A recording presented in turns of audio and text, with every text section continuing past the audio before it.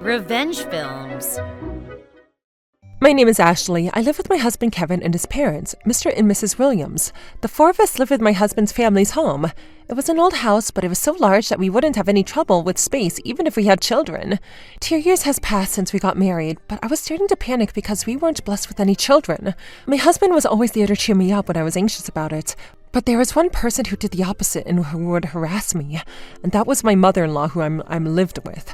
Before I got married to Kevin, my mother-in-law and I got along well, often going out together. However, when I moved in with the family, she started to harass me whenever my husband and my father-in-law weren't at home, and I didn't know what to do about it. "I'm home." "Welcome home, Mrs. Williams." "Oh, looks like my husband and Kevin aren't home right now. I shouldn't have come home so early. What a waste of time. Were you home this whole time again? You know sometimes I just want to relax by myself and you get in the way." "I'm sorry. Well, tomorrow I have plans for lunch, so I won't be home during the day." "Lunch plans?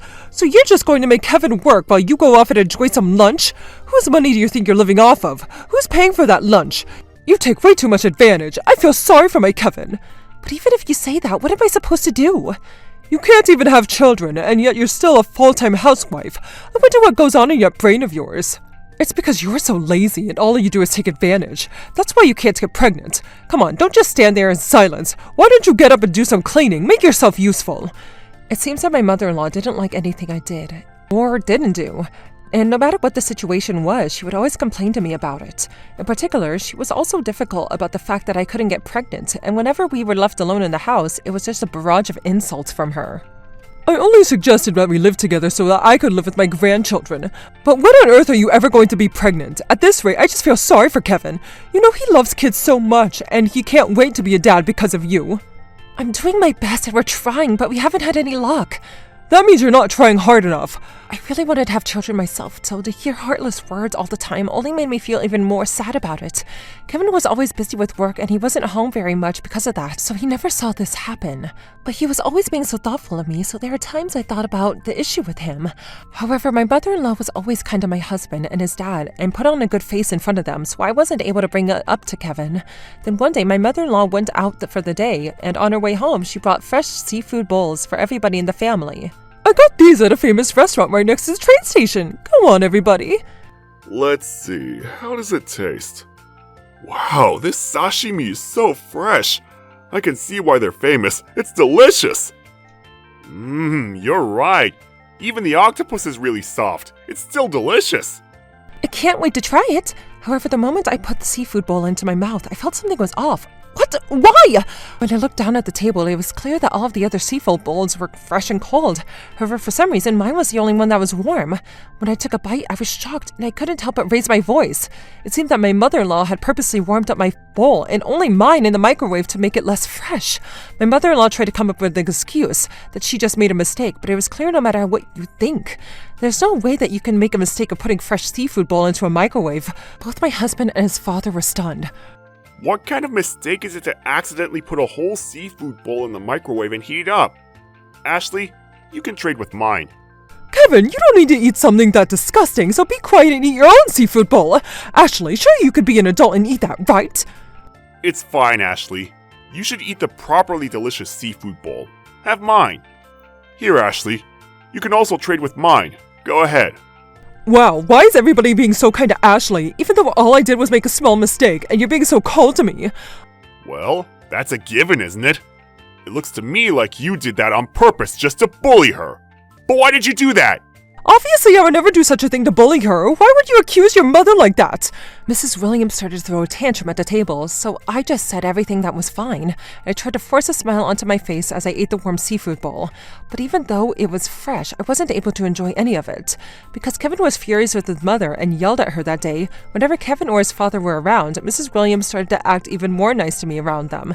However, as soon as they were left alone, her harassment only escalated and got worse. A few days later, I started to get exhausted from living with my mother-in-law, and I was reaching my limit. While my husband was away on a long-term business trip, my mother-in-law brought cakes at a nearby bakery, and I was eating with my in-laws. But then I tasted something strange, and I got a bad feeling. I was nervous, so I looked at the packing on my bag, and to my disbelief, just my cake was 1 month past the expiration date. By that time, I realized I had already eaten more than half the cake, and because of that, I had an upset stomach for hours.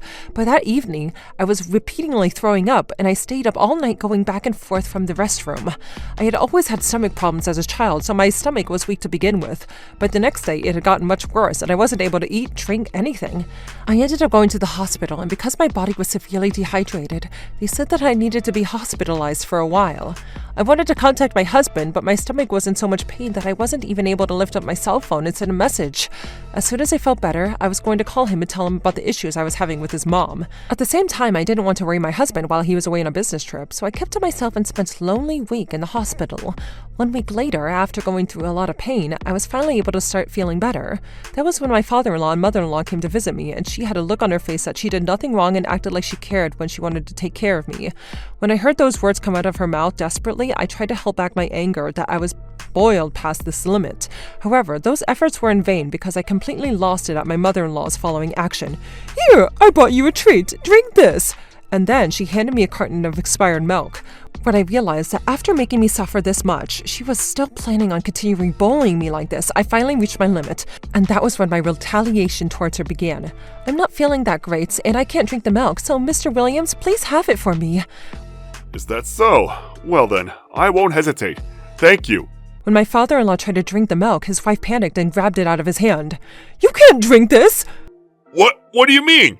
Why can't I drink that? It's just milk, isn't it? "Mr. Williams, please take a look at the expiration date." The expiration date? Wait a minute. That was already 2 weeks ago! What's going on here? Wait a minute. Don't tell me!